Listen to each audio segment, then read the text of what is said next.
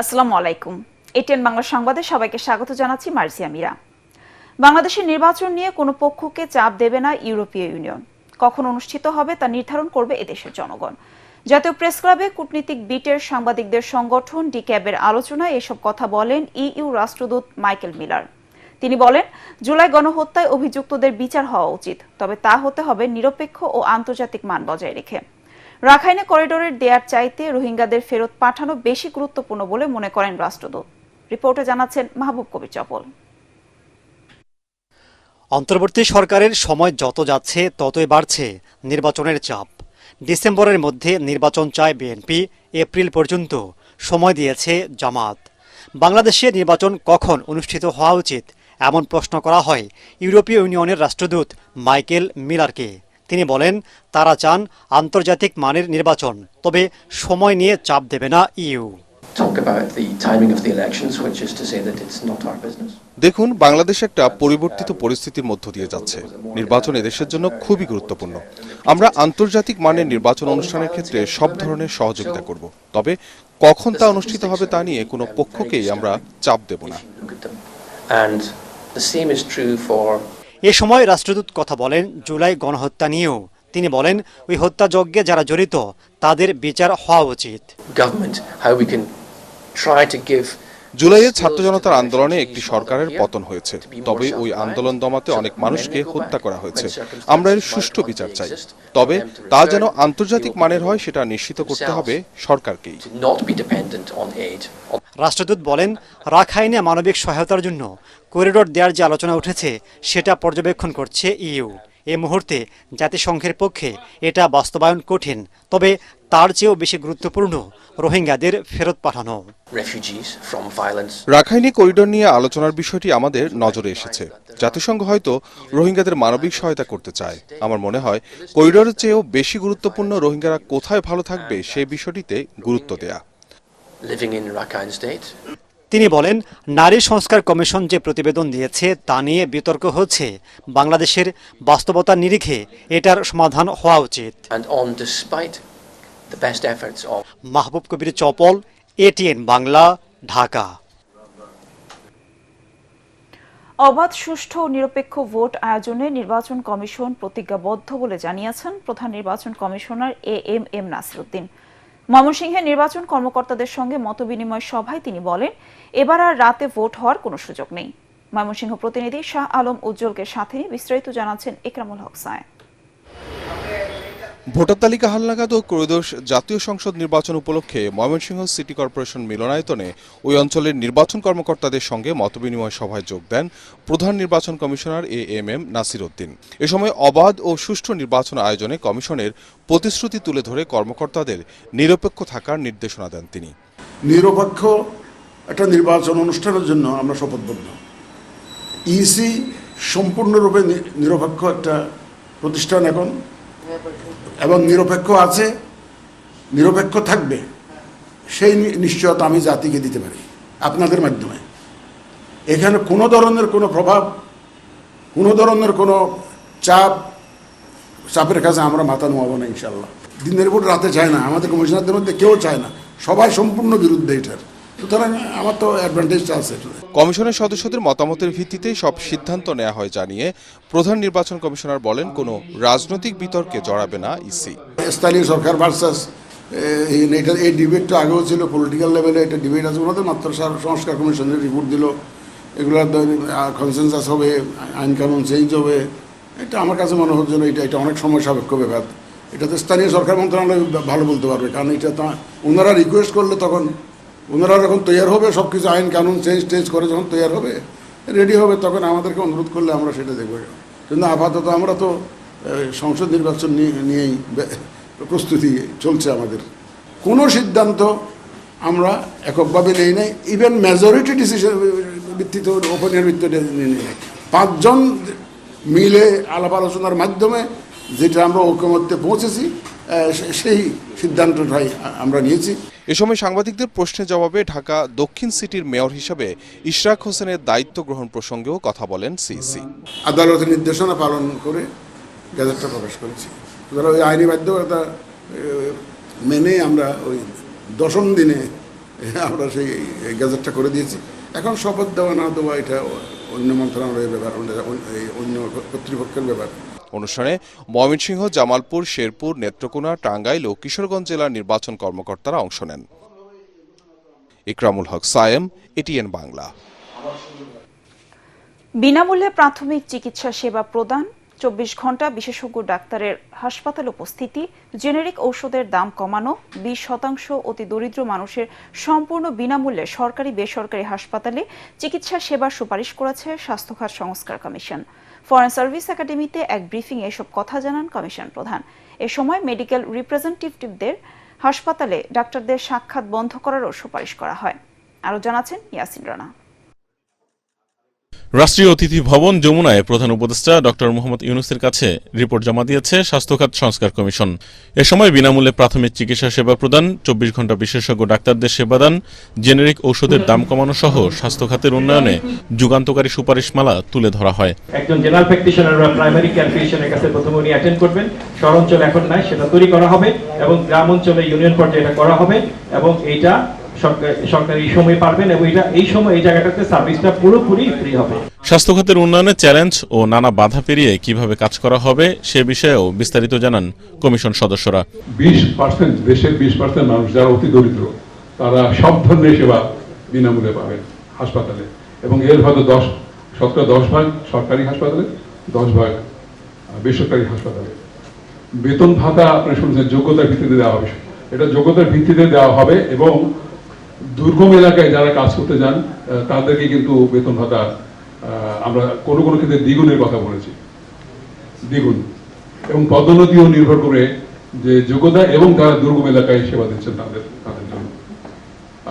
Unique আইডির কথা একটু বলেছেন। আজকে আমরা প্রধান উপদেষ্টা মহোদয়ের ওখানে যে সভা করেছিলাম, তিনি একটা নতুন একটা ধারণা দিয়েছেন যে প্রত্যেকের এনআইডি থাকতে হবে। তাহলে ওই এনআইডি দিয়ে আমরা রোগীকে ট্র্যাক করতে পারবো, তাকে কি ওষুধ দেওয়া হচ্ছে, কোনো বেশি ওষুধ দেওয়া হচ্ছে কিনা, তাকে অতিরিক্ত সেবা দরকার নেই তারপর দেওয়া হচ্ছে কিনা, ওইটা ট্র্যাক করা যাবে। আমরা জনপ্রতিনিধির ভূমিকা খুব স্পষ্টভাবে বলেছি যে প্রাথমিক স্বাস্থ্য এবং হাসপাতাল স্বাস্থ্য উভয় ক্ষেত্রে জনপ্রতিনিধিদের যে আপনার কমিটিগুলো আছে এগুলোকে কিন্তু শক্তিশালী করতে হবে, কার্যকরী করতে হবে এবং তাদের ভূমিকা থাকবে পরিকল্পনা তৈরিতে এবং কাজের পর্যবেক্ষণ বা মনিটরিং, এখানে তাদের একটা ভূমিকা থাকবে। এখানে চিকিৎসা ফ্যাসিলিটিস নাই, সে বাইরে হয়তো বন্ধ করাটা ইথিক্যাল নয়, সেটা আলাদা।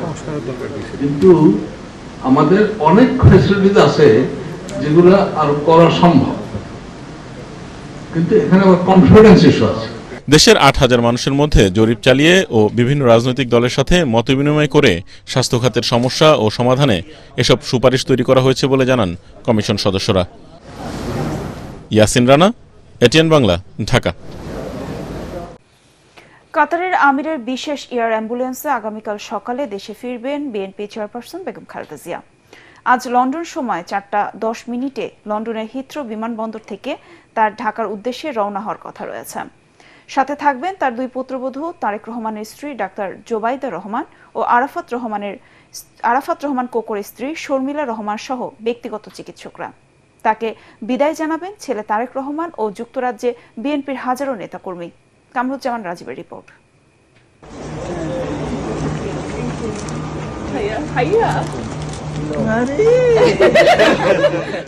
সব জল্পনা কল্পনার অবসান ঘটিয়ে চিকিৎসা শেষে 4 মাস পর মঙ্গলবার দেশে ফিরছেন বিএনপি চেয়ারপারসন বেগম খালেদা জিয়া। তাকে বিদায় জানাতে ব্যাপক প্রস্তুতি নিয়েছেন যুক্তরাজ্য বিএনপির নেতাকর্মীরা। সংশ্লিষ্ট সূত্রে জানা গেছে স্থানীয় সময় দুপুর 1:30টায় বাসা থেকে বিমানবন্দরের উদ্দেশ্যে রওনা হবেন খালেদা জিয়া। এ সময় প্রিয় নেত্রীকে বিদায় জানাতে লন্ডনের বিভিন্ন সড়কে অবস্থান নেবেন হাজারো নেতাকর্মী। বাংলাদেশে অনেক লক্ষ লক্ষ মানুষ অপেক্ষা করছে, কোটি মানুষ অপেক্ষা করছে দেশনেত্রী বেগম খালেদা জিয়া যাবেন। আমরা যুক্তরাজ্য বিএনপির পক্ষ থেকে আমরা ফুল প্রিপারেশন নিয়ে ইনশাল্লাহ আমাদের আজকে প্রস্তুতি ছিল। আমাদের নেত্রী সেই রিসপেক্ট রেখেই উনি সিদ্ধান্ত নিয়েছেন কাতার গভর্নমেন্টের পাঠানো যে এয়ারক্রাফট এটাই উনি বাংলাদেশে যাবেন ইনশাআল্লাহ। আমাদের ভারপ্রাপ্ত চেয়ারম্যান সাহেব বাংলাদেশের সারা পৃথিবীর বাংলা ভাষাভাষী এবং মুসলিম উম্মার কাছে দোয়া চেয়েছেন। ইতোমধ্যে লন্ডন ক্লিনিকের চিকিৎসকদের কাছ থেকে খালেদা জিয়ার চিকিৎসা ব্যবস্থাপনার সবকিছু অবহিত হয়েছেন তার ব্যক্তিগত চিকিৎসক AZM জাহিদ হোসেন। তিনি জানান, এয়ার অ্যাম্বুলেন্সটি সোমবার লন্ডন সময় 4:10 হিথ্রো বিমানবন্দর থেকে রওনা হবে। দোহায় ঘণ্টাখানেক যাত্রা বিরতির পর মঙ্গলবার সকাল 10:30 থেকে 11:30টার মধ্যে বিমানটি শাহজালাল বিমানবন্দরে পৌঁছানোর কথা রয়েছে।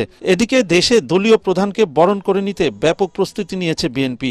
দলের মহাসচিব জানান, খালেদা জিয়াকে বরণ করে নিতে অধীর আগ্রহে অপেক্ষা করছে দেশের মানুষ ও নেতাকর্মী সমর্থকরা। পরিচ্ছন্নতা শেষে পুরোপুরি প্রস্তুত বিএনপি চেয়ারপারসনের গুলশানের বাসভবন ফিরোজা। গত 8 জানুয়ারি উন্নত চিকিৎসার জন্য যুক্তরাজ্যের লন্ডনে যান সাবেক প্রধানমন্ত্রী খালেদা জিয়া। লন্ডন ক্লিনিকে টানা 17 দিন চিকিৎসাধীন থাকার পর ছেলে তারেক রহমানের বাসায় লন্ডন ক্লিনিকের বিশেষজ্ঞ চিকিৎসক অধ্যাপক প্যাট্রিক কেনেডি ও অধ্যাপক জেনিফার ক্রসের তত্ত্বাবধানে চিকিৎসাধীন ছিলেন। কামরুজ্জামান রাজীব, ATN বাংলা। এখনো অচলাবস্থা কাটেনি খুলনা প্রকৌশল ও প্রযুক্তি বিশ্ববিদ্যালয়। দীর্ঘ প্রায় 2.5 মাস বন্ধ থাকার পর গতকাল থেকে একাডেমিক কার্যক্রম শুরু হলেও ক্লাসে ফেরেনি শিক্ষকরা। শিক্ষক লাঞ্ছিতের ঘটনায় জড়িতদের বিচারের দাবিতে ক্লাস বর্জন কর্মসূচি পালন করছেন তারা। অন্তর্বর্তী উপাচার্যের আহ্বানে পরবর্তী করণীয় ঠিক করতে বৈঠকে বসেছে শিক্ষক সমিতি। এর আগে শিক্ষার্থীদের সাথে আলোচনায় বসেন উপাচার্য। খুলনা থেকে SM হাবিবের পাঠানো রিপোর্ট জানাচ্ছেন ফারহিন ইসলাম টুম্পা। সকালে সার্বিক পরিস্থিতি নিয়ে সকল শিক্ষার্থীদের নিয়ে বিশ্ববিদ্যালয়ের অডিটোরিয়ামে সভা করেন অন্তর্বর্তী উপাচার্য ডক্টর হযরত আলী। ক্যাম্পাসে স্বাভাবিক পরিস্থিতি ফেরাতে তাগিদ দেন তিনি। আমাদের এখন লক্ষ্য যে আজ পসিবল ক্লাস শুরু করা, এবং সেটা লক্ষ্যে আমি এখন তোমরা আছো, আমি সবাইকে বলবো যে আমাদের কম্প্রোমাইজিং টেন্ডেন্সি নিয়েই এগোতে হবে, কারণ উভয় পক্ষই আহত, সবারই ক্ষোভ আছে, সবারই বলতে পারো যে দাবি আছে। ফেব্রুয়ারির ঘটনায় সেশন জটে পড়েছে শিক্ষার্থীরা। কবে নাগাদ তাদের একাডেমিক কার্যক্রম শুরু হবে এ নিয়ে সংশয় তারা। তো এখন দেখা যায় ওরা সবাই আমাদের থেকে আগে গেছে। প্রতিটা বেসিকে অনেকের পরীক্ষা আটকে আছে, ক্লাস হচ্ছে না, তো সেশন জট হচ্ছে। দেখি যে আজকে ক্লাস হয় কি হয় না এখনো ঠিক মতো জানি না। বিশ্ববিদ্যালয়ে বিশৃঙ্খলা সৃষ্টি, শিক্ষকদের লাঞ্ছনার ঘটনার সুষ্ঠু বিচার না হওয়া পর্যন্ত একাডেমিক কার্যক্রম থেকে বিরত থাকার পূর্ব ঘোষণায় অটল রয়েছেন শিক্ষকরা। দ্রুত পরিস্থিতি স্বাভাবিক হয়ে আসবে প্রত্যাশা বিশ্ববিদ্যালয় প্রশাসনের। Bureau report, ATN Bangla. Gazette ভুক্তির দাবিতে ঢাকা বিশ্ববিদ্যালয়ের রাজু ভাস্কর্যে আমরণ অনশন শুরু করেছেন 43তম BCS এ বাদ পড়া ভুক্তভোগীরা। অসুস্থ হয়ে পড়েছেন অনেকেই। তারা জানান, পুনরায় ভেরিফিকেশন শেষে গত জানুয়ারিতে চাকরিতে যোগদানের আশ্বাস দিল বাস্তবায়ন করেনি জনপ্রশাসন মন্ত্রণালয়, যাকে নতুন বাংলাদেশে চরম বৈষম্য বলছেন তারা। রিপোর্টে জানাচ্ছেন মাহবুব কবির চপর। ম্যাজিস্ট্রেট, পুলিশ সহ বিভিন্ন পদে BCS কর্মকর্তা হিসেবে চাকরি করার কথা ছিল তাদের, কিন্তু ভেরিফিকেশনের গ্যাঁড়াকলে গেজেট থেকে বাদ পড়ে যেতে হয়েছে আমরণ অনশনে। 43তম BCS এ সব পরীক্ষায় উত্তীর্ণ হলেও গেজেটভুক্ত করা হয়নি 227 জনকে। গত জানুয়ারিতে পুনরায় ভেরিফিকেশন করে দ্রুত নিয়োগের আশ্বাস দেন জনপ্রশাসন সচিব। এই যে 227 বললাম, এর মেজরিটি, মোর দ্যান মেজরিটি আপনারা এই যেভাবে বিজ্ঞাপন জারি হয়েছে যারা নর্মাল তাদের পক্ষেও জারি হবে। শুধু একটা প্রক্রিয়ার ব্যাপার, দে উইল গেট ইট। কিন্তু 4 মাসেও সে আশ্বাস বাস্তবায়ন হয়নি, ফলে চরম হতাশায় চাকরি প্রার্থীরা 29 এপ্রিল থেকে বসেছেন আমরণ অনশনে। আমার মা ক্যান্সার পেশেন্ট, তাকে রেখে আমি এখানে আসছি।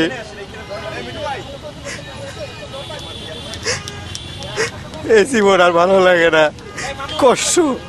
আমার যদি কোনো অপরাধ থাকতো তাহলে আমি প্রথম গেজেটেড হইতাম না। যেহেতু গেজেটেড হলাম 1.5 মাসে কি এমন অপরাধ করলাম যার কারণে দ্বিতীয় গেজেট থেকে আমাকে বাদ দেওয়া হলো। 24-এর আন্দোলনে বলেন 18 আন্দোলনে সরাসরি সম্পৃক্ত, সেখানে আমাদের সাথে এরকম বৈষম্য, এটা খুবই অনাকাঙ্ক্ষিত এবং প্রথম বৈষম্যের যেন শিকার আমরাই। মানুষ মনে করতেছে কি ক্রিমিনাল যে এদেরকে বাদ দিয়েছে, মুখ দেখানোর মতো অবস্থানে আমরা যে কি মানবেতর জীবনযাপন করতেছি। সেই সামারিটি সাইনের জন্য প্রধান উপদেষ্টা মহোদয়ের কার্যালয়ে পাঠানো হয়েছে, কিন্তু মানে ঠিক কি কারণে প্রধান উপদেষ্টা মহোদয়ের কার্যালয় থেকে সেটি আর সাইন হয়ে আসে না। প্রতি সপ্তাহেই খালি শুনি যে এই সপ্তাহে গ্যাজেট হবে, রবিবার শুরু হয় আশা নিয়ে, বৃহস্পতিবার শেষ হয় হতাশা নিয়ে। আওয়ামী লীগ সরকারের সময়ও বিভিন্ন অজুহাতে বিসিএস সহ নানা চাকরিতে বাদ দেয়া হতো অনেককে। এখনও সেই ধারাকে অপ্রত্যাশিত বলছেন গণ অধিকার পরিষদের সভাপতি নুরুল হক নূর। কেন আপনি সর্বোচ্চ পরীক্ষায় উত্তীর্ণ হয়ে আপনার মেধার স্বাক্ষর রেখে আপনি বঞ্চিত হবেন? এই মেধার জন্যই তো এই বড় একটা লড়াই হয়েছে। আমরা রাষ্ট্রকে, সরকারকে আমরা পদক্ষেপ নেওয়ার অনুরোধ জানাই। এ বিষয়ে কথা বলতে জনপ্রশাসন সচিবকে পাওয়া যায়নি, ফোনও রিসিভ করেননি তিনি। কথা বলতে রাজি হননি নবনিয়োগ শাখার কেউ। গেজেটভুক্ত না করা পর্যন্ত আমরণ অনশন চালিয়ে যাবার ঘোষণা দিয়েছেন ভুক্তভোগীরা। মাহবুব কবির চপল, এটিএন বাংলা, ঢাকা। দেশ ও শ্রমিকদের স্বার্থে দ্রুত মালয়েশিয়ার শ্রমবাজার খুলে দেওয়ার দাবি জানিয়েছেন Bangladesh association of recruiting agency বাইরার সদস্যরা। রাজশাহীতে প্রবাসী কল্যাণ ভবনের সামনে এক মানববন্ধন থেকে এ দাবি জানানো হয়। তাদের অভিযোগ, একটি কুচক্রী মহল প্রতিপক্ষ দেশের স্বার্থ রক্ষা করতে বাংলাদেশের শ্রমবাজার ধ্বংসের অপতৎপরতা চালিয়ে যাচ্ছে। এ সময় সদস্যরা বলেন, সরকার যে পদ্ধতিতে শ্রমবাজার উন্মুক্ত করবে, রিক্রুটিং এজেন্সিগুলো তা যথাযথভাবে অনুসরণ করে কর্মী পাঠাতে সর্বোচ্চ সহায়তা দেবে। আরও জানাচ্ছেন মুশফিকুর রহমান। বাংলাদেশের জন্য সৌদি আরবের পরই মালয়েশিয়া দ্বিতীয় বৃহত্তম শ্রমবাজার। স্বল্প খরচ ও সহজ শর্তে বাংলাদেশি শ্রমিকরা যাতে মালয়েশিয়া যেতে পারেন সেই দাবি সহ অন্যান্য শ্রমবাজার দ্রুত খুলে দেওয়ার দাবিতে মানববন্ধন ও বিক্ষোভ করেছে বাইরার নেতাকর্মীরা। দাবি এক থাকলেও দৃশ্যত দুই ভাগে মানববন্ধন করেন বাইরার সদস্যরা। এ সময় একটি কুচক্রী মহল মালয়েশিয়া পাঠানোর নামে সিন্ডিকেটের মাধ্যমে বেশি টাকা হাতিয়ে নিচ্ছে বলে অভিযোগ করেন একটি পক্ষ। তারাও চায় শ্রমবাজার উন্মুক্ত হোক, আমরাও চাই শ্রমবাজার উন্নত হোক, কিন্তু শ্রমবাজার উন্মুক্ত হইতে হলে তাদের একটা দাবি হলো তারা সিন্ডিকেট, আর আমাদের দাবি হলো আমরা সিন্ডিকেট চাই না, সবাই যার যার মতো ব্যবসা করে। আগে ছিল 5 কোটি টাকা সিন্ডিকেটের লাইসেন্স ঢোকানোর জন্য, এখন তারা 5 মিলিয়ন রিঙ্গিট চাচ্ছে, এবং যারা প্রায় বাংলাদেশে 14 কোটি টাকা, তাহলে সিন্ডিকেট করার আগেই এই অনিয়ম এবং দুর্নীতিটা কিন্তু শুরু হয়ে গেছে। 12 জনের দুদিকে মামলা চলছে, 100 জনের মামলা চলছে, একই পদ্ধতি, সেই একই দুর্নীতির একটা আখড়া, সেই পদ্ধতি কি করে এই সরকার অনুমোদন করতে পারে? অন্যদিকে একটি বেসরকারি সংস্থার মাধ্যমে অ্যান্টি সিন্ডিকেট নামে একটি প্ল্যাটফর্ম তৈরি করে দেশের ভাবমূর্তি ক্ষুণ্ণ করার অপচেষ্টা চালানো হচ্ছে বলে দাবি করেন আরেক পক্ষ। তাদের অভিযোগ, শ্রমবাজার খুলতে সরকারের প্রচেষ্টাকে ব্যর্থ করার চেষ্টা করা হচ্ছে। আপনারা দেখেছেন এই আগামী সপ্তাহে মালয়েশিয়া আসিফ নজরুল স্যার যাবেন, যখনই যাবেন তখনই ওনারা এই সব প্রোগ্রাম দিচ্ছে। এটার অর্থ কি? আমরা ব্যবসা করতে আসছি, আমাদেরকে ব্যবসা করার সুযোগ দেওয়া হোক, যে কোনো মূল্যে বাইরের মালয়েশিয়ার এই শ্রমবাজারটি ওপেন করে দেওয়া হোক। পতিত স্বৈরাচার তারা ভারতে গিয়ে আশ্রয় নিয়ে ভারতের প্রেসক্রিপশন অনুযায়ী কলকাঠি নাড়ছে যেন আমাদের মালয়েশিয়া শ্রমবাজারটি উন্মুক্ত না হয়। 13টি দেশ মালয়েশিয়া সরকারের শর্ত মেনে নিয়ে তাদের শ্রমবাজার চালু রাখলেও এক্ষেত্রে পিছিয়ে আছে বাংলাদেশ। ফলে মালয়েশিয়ায় 12 লাখ বাংলাদেশি কর্মীর যে চাহিদা রয়েছে তা হাতছাড়া হওয়ার আশঙ্কা দেখা দিয়েছে। মুশফিকুর রহমান, এটিএন বাংলা, ঢাকা। দ্বৈত এনআইডি কার্ডধারীদের ক্ষেত্রে প্রথমটি রেখে দ্বিতীয়টি বাতিল করার সিদ্ধান্ত নিয়েছে নির্বাচন কমিশনের এনআইডি অনুবিভাগ। এখন পর্যন্ত 500-র বেশি দ্বৈত এনআইডির তালিকা রয়েছে কমিশনের কাছে, এমনটা জানিয়েছেন জাতীয় পরিচয়পত্র নিবন্ধন অনুবিভাগের মহাপরিচালক এস.এম. হুমায়ুন কবির। দুপুরে নির্বাচন ভবনে সাংবাদিকদের সাথে আলাপকালে এসব কথা জানান তিনি। এ সময় মহাপরিচালক আরও বলেন, প্রবাসীদের ভোটের আওতায় আনতে অস্ট্রেলিয়া সহ 8 দেশে প্রবাসী ভোটার তালিকা রেজিস্ট্রেশন কাজ সম্পন্ন হয়েছে। আগামী সপ্তাহে কাজ শুরু হবে কানাডাতে। বাড়ি থেকে বের করে দেওয়ার প্রায় 8 বছর পর উত্তরায় নিজ বাড়িতে বসবাসের সুযোগ পেলেন আন্তর্জাতিক অপরাধ ট্রাইব্যুনালের সাবেক প্রসিকিউটর তুরিন আফরোজের মা ও ভাই। আজ শুনানি শেষে বিচারিক আদালতের স্থিতাবস্থার আদেশ বাতিল করে হাইকোর্টের আদেশ বহাল রাখেন আপিল বিভাগ। বিচারপতি জুবাইর রহমান চৌধুরীর নেতৃত্বে 5 বিচারপতির আপিল বেঞ্চ এই আদেশ দেন। একই সাথে বাড়ি সংক্রান্ত মামলাটি নিষ্পত্তির জন্য বিচারিক আদালতকে নির্দেশ দিয়েছেন আপিল বিভাগ। ফলে উত্তরার সেই বাড়িতে তুরিন আফরোজের মা শামসুন নাহার বেগম ও ভাই শিশির আহমেদ শাহনেওয়াজ আহমেদ বসবাস করতে পারবেন বলে জানিয়েছেন আইনজীবীরা। গত 19 ফেব্রুয়ারি রাজধানীর উত্তরার বাড়িতে ব্যারিস্টার তুরিন আফরোজের মা ও ভাইয়ের বসবাস নিয়ে বিচারিক আদালতের স্থিতাবস্থার আদেশ বাতিল করে রায় দেন হাইকোর্ট।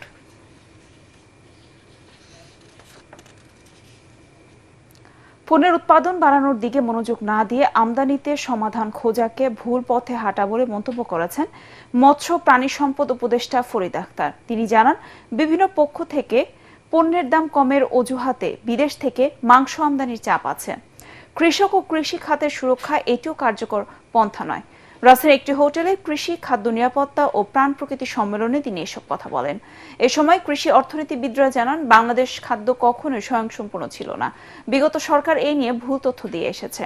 দেশে মানুষের আয় অনুপাতে মূল্যস্ফীতি অনেক বেশি।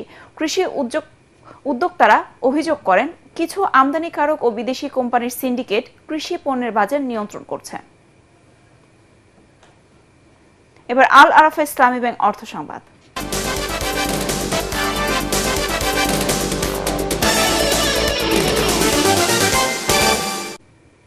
বরিশালের হাটবাজার ও নদী এখন প্রায় ইলিশ শূন্য হয়ে পড়েছে। কম ধরা পড়ায় বাজারে ইলিশের দামও অনেক চড়া। বরিশালে পাইকারি বাজারে 1 কেজি সাইজের ইলিশ বিক্রি হচ্ছে 3000 টাকা। 500 গ্রাম ওজনের ইলিশ বিক্রি হচ্ছে প্রতি কেজি 2000 টাকা এবং 400 গ্রামের ওজনের ইলিশ বিক্রি হচ্ছে প্রতি কেজি 1750 টাকায়। জেলে ও মাছ ব্যবসায়ী জানিয়েছে, নদীতে অবাধে বের জাল, নেট জাল ও মশারি জাল সহ নিষিদ্ধ জাল দিয়ে জাটকা ও মাছের রেণু ধরার কারণে নদীগুলো এখন ইলিশ শূন্য। এবার খেলার খবর।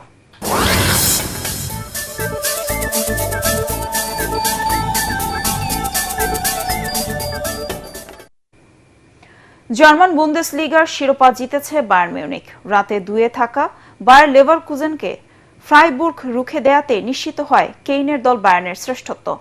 34 ম্যাচে লিগে 32 ম্যাচ শেষে বায়ার্নের পয়েন্ট 76, সমান ম্যাচে লেভারকুজেনের 68। এরই সাথে অপেক্ষা ফুরালো হ্যারি কেইনেরও।